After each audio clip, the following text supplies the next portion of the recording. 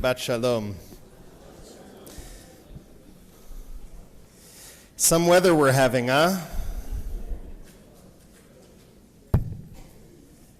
This week's Parsha begins with an invitation to light a flame, to kindle a menorah, and it contains a fire cloud in the Israelite camp. That imagery became all too real for us this week as we lived through air quality warnings and smoke-filled skies. As Geula Zamist, our director of our Early Childhood Center, said at the graduation for our 5-year-olds the other night, she said, "We began these children's time in our school asking them to wear masks inside, but they could take them off outside. And we concluded their time in the ECC asking them to wear masks outside, but they could take them off inside."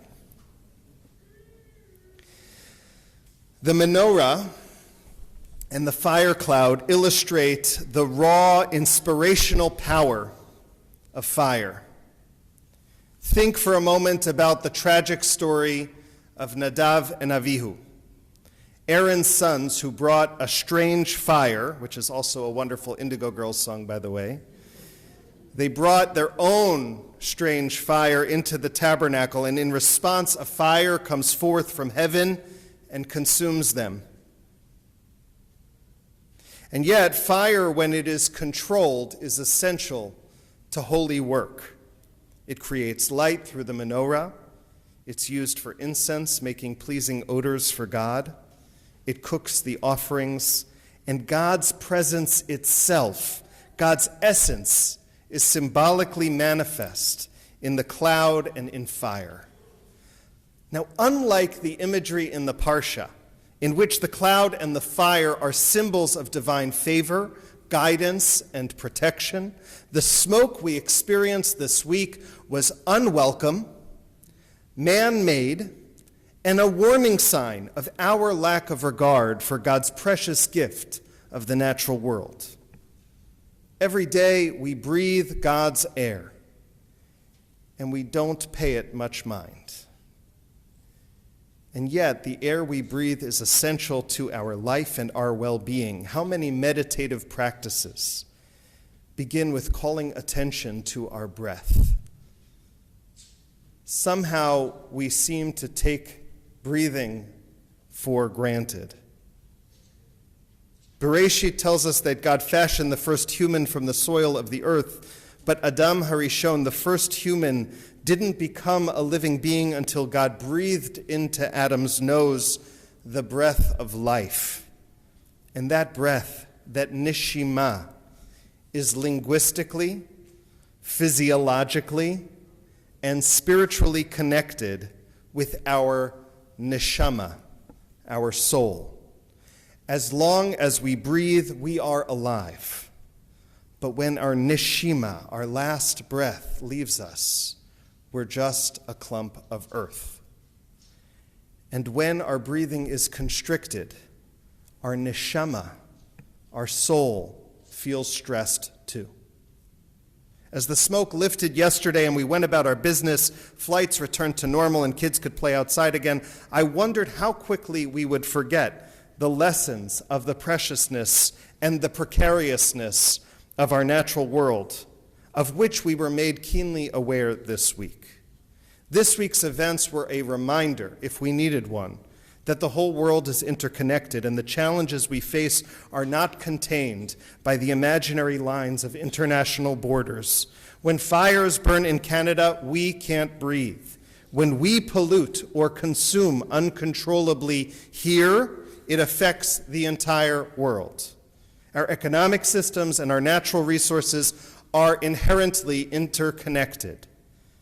People in other parts of the world, in more vulnerable parts of the world, have been feeling the effects of a changing climate and sounding the alarm for years, for decades, but as long as the skies are blue here, we tend not to be all that troubled.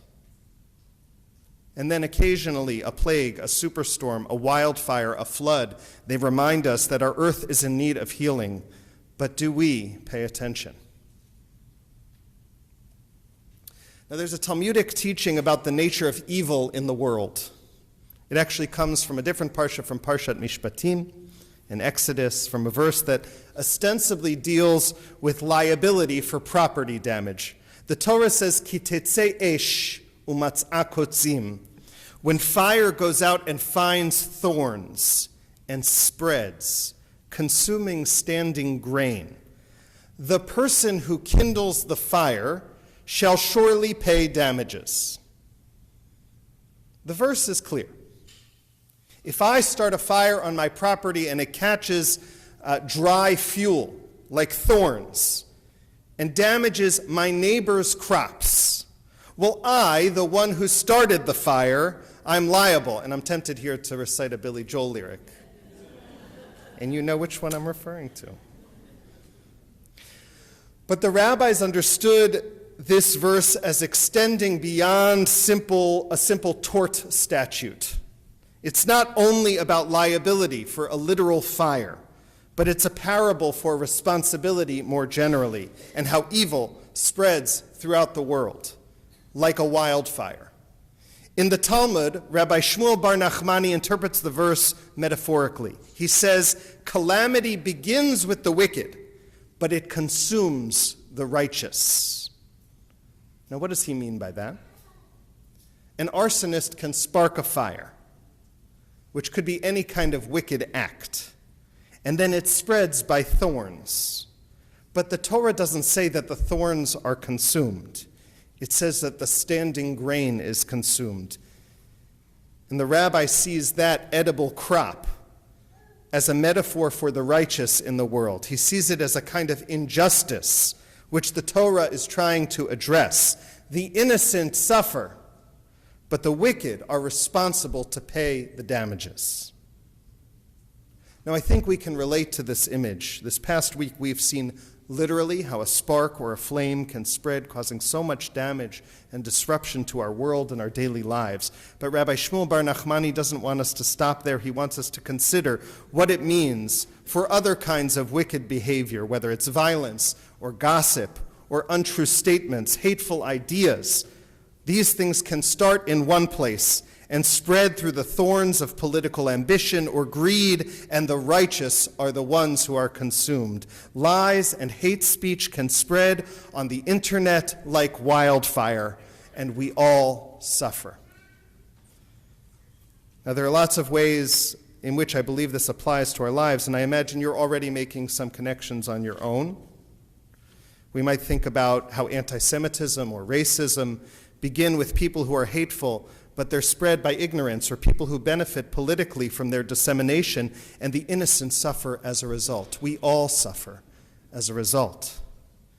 This being LGBT Pride Month, we can think about how fear and anger motivate hateful policies and attitudes, and the innocent children or members of our own families and our community, they suffer in terms of their mental and their physical well-being. We might think about how greed and consumption for profit has unhealthy consequences for the natural world. It's exploitative, and the innocent are the ones who suffer. The Torah is calling for accountability for those who kindle these flames. Unfortunately, for our sake, the truth, love, kindness, well, they're not as catchy. They don't spread as quickly. What's the old saying? A lie travels halfway around the world before the truth has a chance to drink its morning coffee. Like trying to light a Shabbat candle on a windy terrace or regrow a tree in an ashen landscape.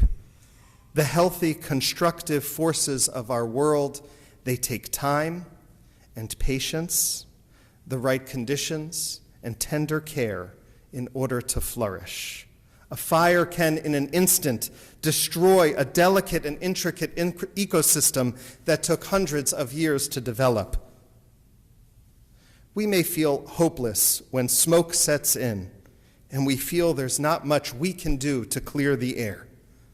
But there is so much we can do in our everyday lives to sow the conditions of love and care and resilience that will prevent disasters, both the natural kind and the man-made kind. But it will require us to take responsibility, sowing those seeds of goodness in the soil of the earth, tending the garden and watching it grow, pulling up the weeds, caring for this precious ecosystem. In our daily relationships, with our friends and our community and our families, so that should a spark find its way into our backyard, well, there won't be any thorny kindling for it to spread. The Parsha begins with an instruction to be the kind of people who light candles in this world, who bring light. Each of us has an opportunity to light a lamp for another, so that together we might see through the haze and darkness and be a source of love and hope for a world that sorely needs it. So why don't we all take a neshima amuka, a deep breath together. Let's breathe in and breathe out. And do it again.